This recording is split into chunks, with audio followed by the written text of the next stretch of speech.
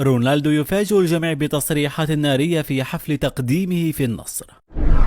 رد فعل بنزيما على انتقاله إلى اليونايتد وانتقال رونالدو إلى النصر.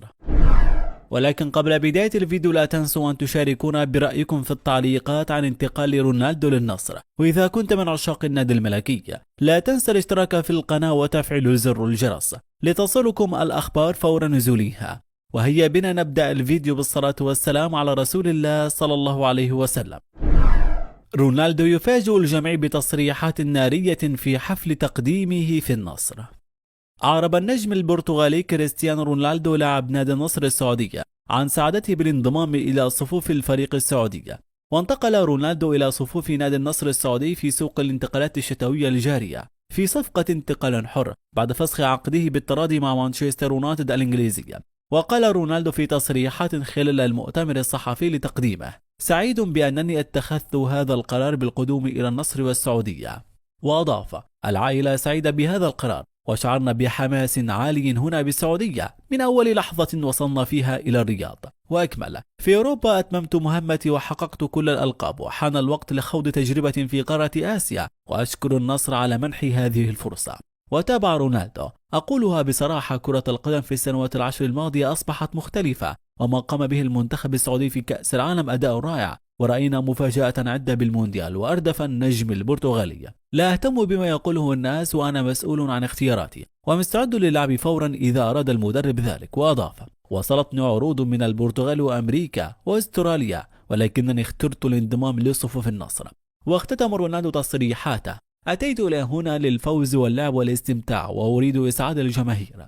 وقال مثل آل معمر رئيس نادي النصر السعودية في تصريحاته عبر المؤتمر الصحفي الخاص بتقديم كريستيانو رونالدو: هذه ليست صفقة لاعب جاء ليفوز بمباراة أو حتى بطولة، هي إلهام وقدوة للشباب في السعودية والنصر تحديدا. وأضاف: صفقة رونالدو ليست لدعم الفريق داخل أرضية الملعب فقط، بل لدعم الأكاديميات أيضا التي نسعى لتأسيسها بشكل كامل. وختم حديثه قائلا: لا يمكنني الحديث عن التفاصيل الخاصة بعقد كريستيانو رونالدو مع النصر في الوقت الحالي. ووصل النجم البرتغالي كريستيانو رونالدو منذ قليل لملعب مارسول بارك استعدادا للحفل التاريخي الذي نظمه له نادي النصر السعودية بعد الإعلان عن التعاقد معه رسميا في واحدة من أكبر مفاجآت سوق الانتقالات العالمية.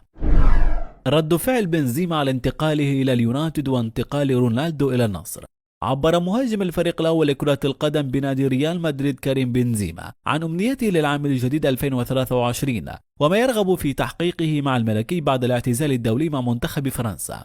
وأعلن بنزيما قبل نهاية العام الماضي 2022 اعتزاله الدولي عقب استبعاده من مدرب فرنسا ديدي ديشامب بسبب الإصابة وعدم قدرته على المشاركة في كأس العالم قطر. لكن أنهى بنزيما عام 2022 بأفضل طريقة ممكنة بتسجيل هدفين في شباك بلد الوليد وقيادة ريال مدريد للفوز ببطولة الدوري الإسباني.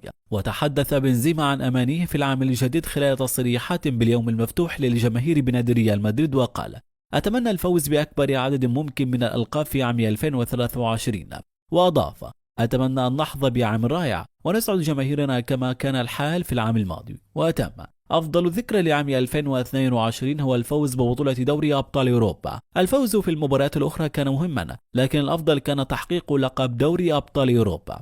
وقد انضم رونالدو إلى النصر السعودي في صفقة ضخمة مما أدهشت الجميع. وعن ذلك الأمر عبر بنزيما أن رونالدو يستحق اللعب لفترة كبيرة وستكون تجربة جيدة وتحدي آخر لكريستيانو، وأنه بالتأكيد سينجح. وانطلقت فعاليات سوق الانتقالات الشتوية الجارية الدوري الإسباني يوم الأحد الموافق 1 يناير، ومعه دخل عدة لاعبين الفترة الحرة من عقودهم التي تنتهي صيف عام 2023 ليصبح بإمكانهم التفاوض مع فرق جديدة حسب قوانين الاتحاد الدولي لكرة القدم فيفا.